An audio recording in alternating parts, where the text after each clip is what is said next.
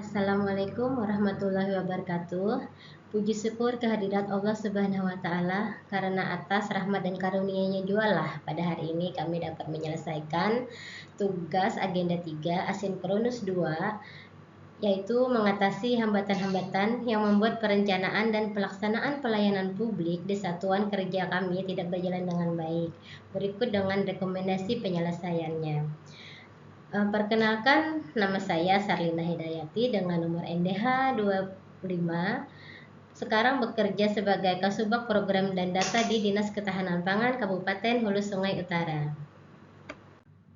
Berikut analisa hambatan perencanaan dan pelaksanaan pelayanan publik pada Kasubag Program dan Data di Dinas Ketahanan Pangan Kabupaten Hulu Sungai Utara dengan menggunakan metode analisis APKL, USG, tree analisis, dan BCR. Alur paparan pada kesempatan kali ini yaitu berupa latar belakang dan konteks jabatan, identifikasi isu strategis, analisa hambatan utama, rekomendasi penyelesaian, dan rencana aksi perubahan.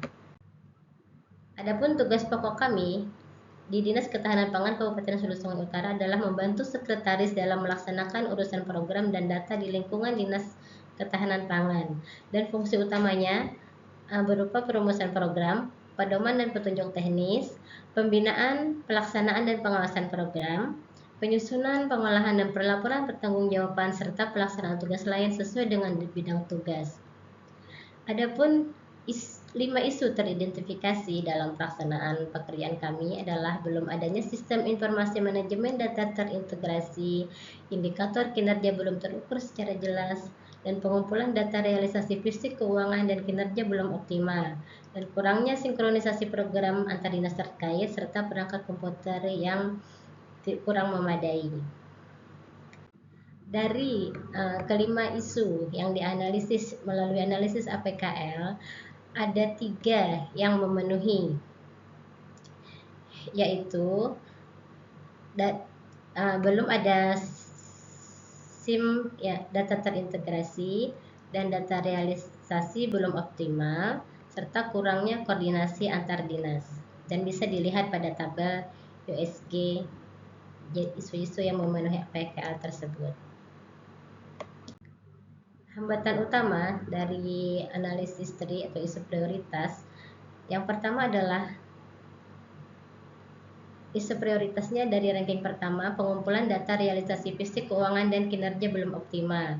Jadi di sini belum adanya SOP atau mekanisme yang baku, dan belum ada sistem informasi atau aplikasi terpusat, rendahnya kesadaran dan komitmen pegawai, serta lemahnya pengawasan dan tindak lanjut.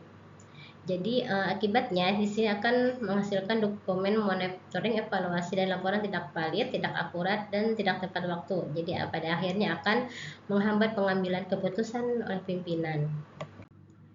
Akar masalahnya, jadi belum ada SOP baku tadi, tidak ada jadwal baku pengumpulan data, tidak ada format seragam untuk data bidang, dan tidak ada instrumen monitoring penyampaian data.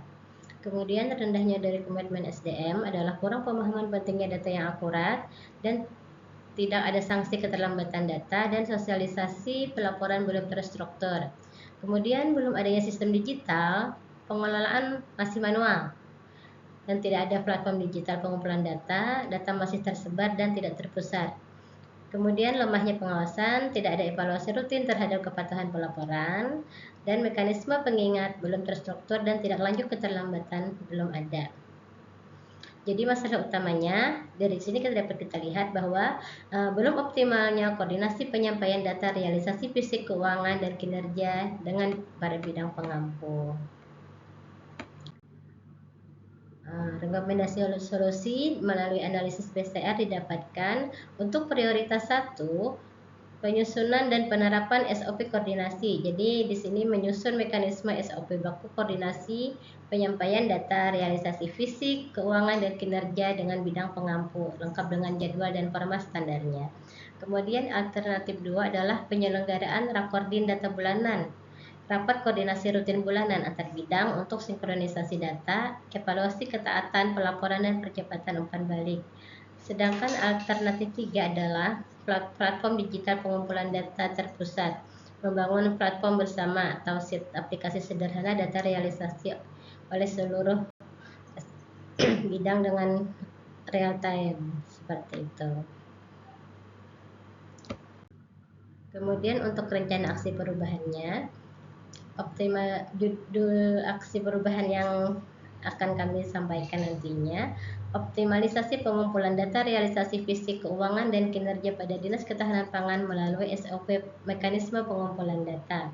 Yang pertama adalah penyusunan SOP koordinasi data, dan kedua identifikasi kebutuhan data tiap bidang, rencana format dan jadwal pengumpulan data, konsultasi dan validasi bersama bidang.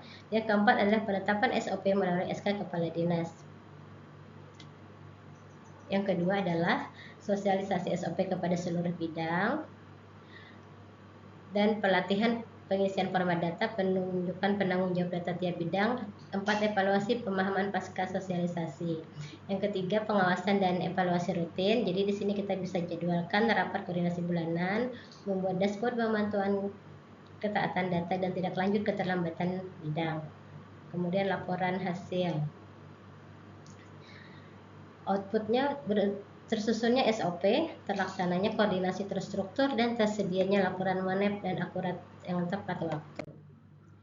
Adapun kesimpulannya dari hasil paparan kami ini adalah isu prioritas yang didapat adalah pengumpulan data realisasi fisik keuangan dan kinerja belum optimal. Di sini dapat dilihat dari USG-nya 14 dan ranking yang 1. Kemudian hambatan utama, SOP belum ada, komitmen SDM rendah, sistem masih manual, dan pengawasan masih lemah. Solusi prioritasnya adalah penyusunan dan penerapan SOP koordinasi data. Jadi berupa dari BCR rasio tadi terbaca 2,50 yang adalah angka tertinggi dibanding yang lainnya. Untuk fokus inovasi, SOP mekanisme pengumpulan data sebagai dasar optimalisasi layanan internal, dan targetnya adalah berupa dokumen monep dan laporan kinerja yang valid, akurat, dan tepat waktu.